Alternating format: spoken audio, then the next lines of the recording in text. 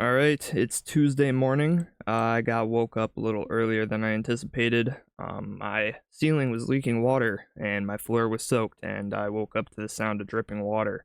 So that was a fun start to my morning, but I got that taken care of. So now let's trade. Since I'm up ahead of New York Open, let's kind of recap everything that's happened. So we recently got a sweep of the larger range low. I'm talking about the range from all-time high down to this wick low at 90K. I've kind of been looking at this as a sideways range. It kind of progressed, like we started off with this smaller range, and then we kind of swept the high and swept the low. All right, we came back up, swept the high again. Now we finally come back down to sweep the low. So that is a pretty significant development. This is like the highest time frame range that I think is relevant right now. And I'll quickly go over Market Cipher how it looked on the low. I did mention on Twitter that I did not like that low on the 4-hour because we saw momentum and money flow putting in lower lows. We didn't see any real good confirmations on that low, at least locally speaking. There was technically 4-hour divergences, and I mean, in reality, if you're looking at the regional divs, they do not look too bad. We have overall momentum divs here and overall money flow divs. Overall money flow direction, you can say money flow has been putting in higher lows as price worked its way down to this larger range low. So, I mean, if you're looking at it like that, it does not look too bad. We also diverged from this smaller range that we're also trading in. I call this the smaller range inside the larger range. And now price has gotten a pretty significant move back to the upside. So let me clean this up a bit. I don't really need to look at that fixed volume pull of the smaller range. I'll just keep the bigger range one up. I think that's more significant anyway. And, at this point, we have reclaimed the value area low of this range, and we just recently got to move up to the point of control. We are struggling at resistance. We, clearly found resistance on the 4-hour.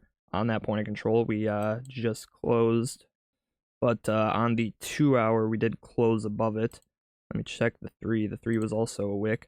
So, I mean, on some time frames, we are starting to close above the POC. We are also starting to close above a lower high, which technically is right here, because that was an SFP of this. So I would say the structure looks like this: lower low, lower high, lower low.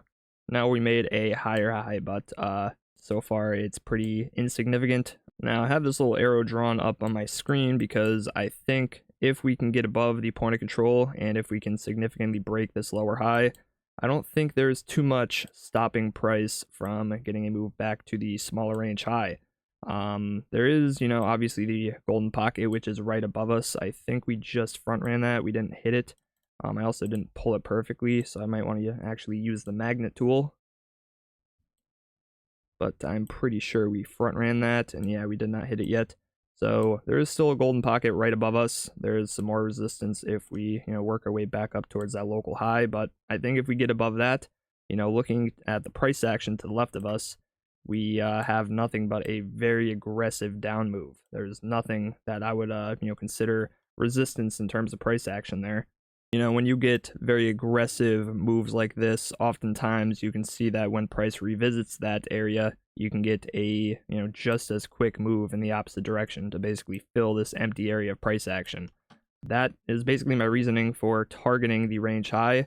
There's nothing really to stop price there. I mean, the value area high in 786 is there, but it's in the middle of this very aggressive move. I doubt it's going to be that significant. The SFP'd the range low, so, taking out the range low with bullish things and then getting further confirmations leads me to target the opposite side of the range most of the time.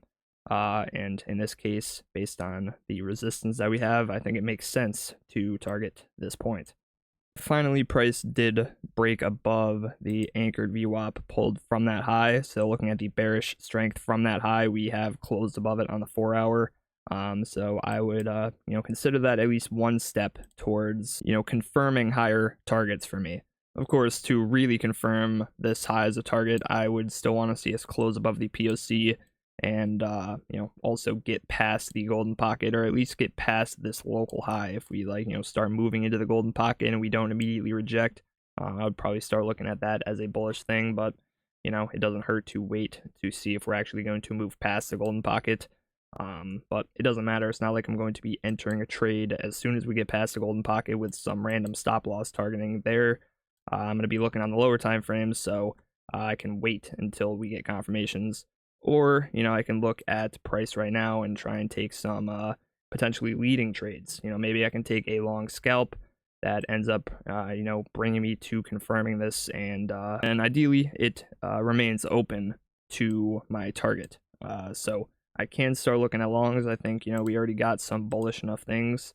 And I mean, regardless, if I have a lower time frame range to trade, or if I have a lower time frame context, I will take, longs or shorts basically anywhere. It doesn't really matter as long as I keep in mind higher time frame context and I have a valid enough trade set up. It does not really matter for me. So that is my plan. I'm going to look at the lower time frames and look for some trades. We are currently retracing, so I think looking for long ideas right now is a move. All right, so I'm going to try and quickly go over what has happened, because, it's kind of interesting. I think I, have an idea of what's going on here with this move. First thing I want to say is this was very strange, especially to begin with. A very aggressive push to the upside, and this happened about an hour before New York Open. And that push to the upside immediately brought price back down. I mean, there was a big wick on it, came back down. If you look at the 5-minute candle, or maybe it was a 10-minute candle, it looks very strange. And not long after that, we started to see what I think is some longs get absorbed. I was in a long trade from somewhere in this area.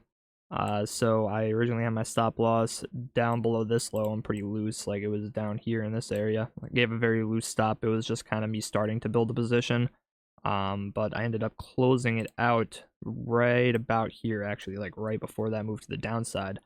Because I saw, some longs possibly being absorbed. We saw CBD get a big move with OI right there, and some of that occurred after we put in this high, so price was moving to the downside while OI and CBD continued to move up.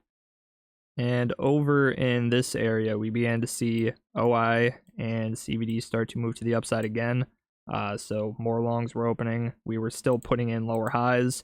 It was starting to look like there may be a whale absorbing longs. So I decided to close out my trade. I did not want to stay in that and get stopped out for my 0.5% risk that I took.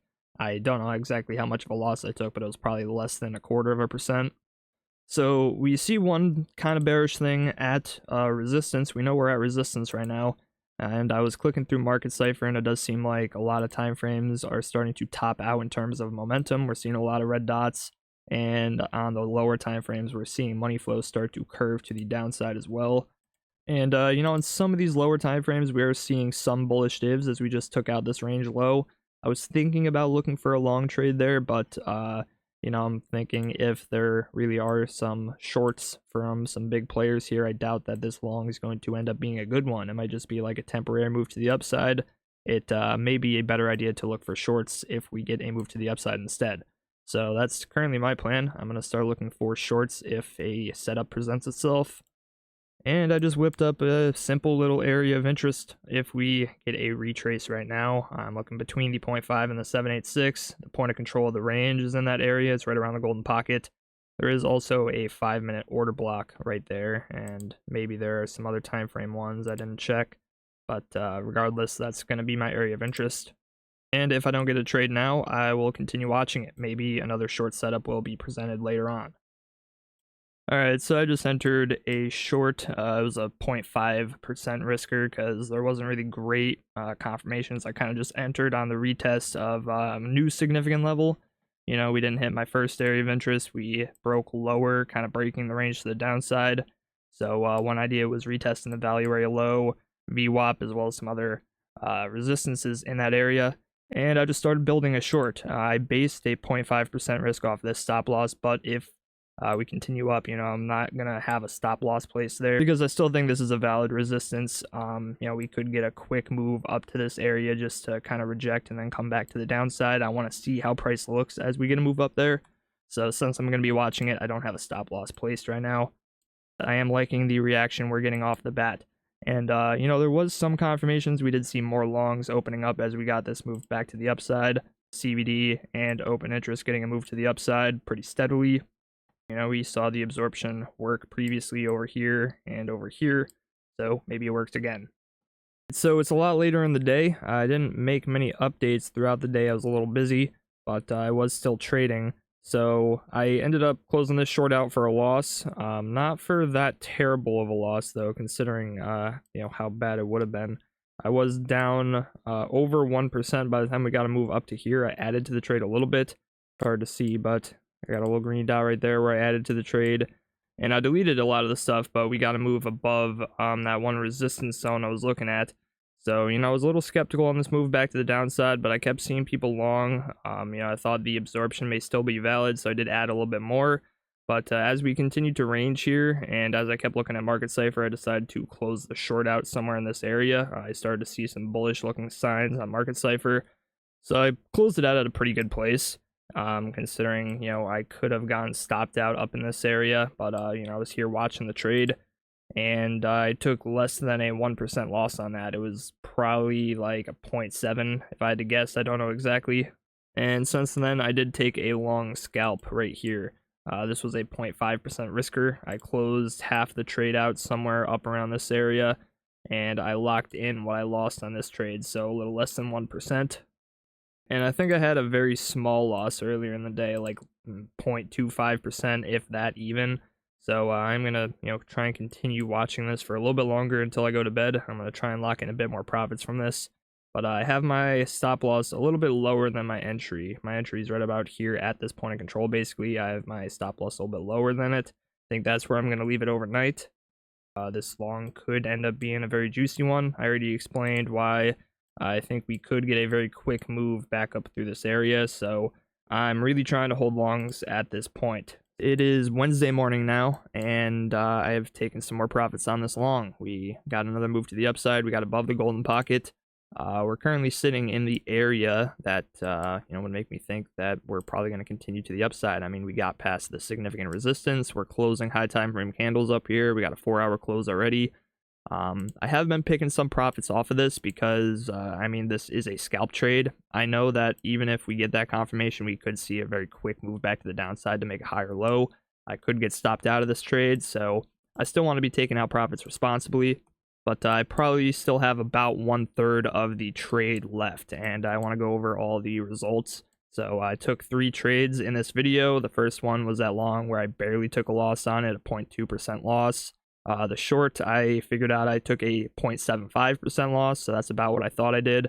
And so far for this long, I have 1.66% locked in, and I still have probably about double that in unrealized. I think total I'm up about 3% for the trade, but I locked in 1.66%. So not too shabby for, just scalping this little bit of price action. And if we continue to my target, then this could be a very nice trade. I'm probably not going to be too aggressive with taking out profits anymore. The only way I think I would take another TP is if we get a move up to this area of resistance between the value area high and the 786, and there's some kind of bearish sign there, like something obvious that's telling me to take profits.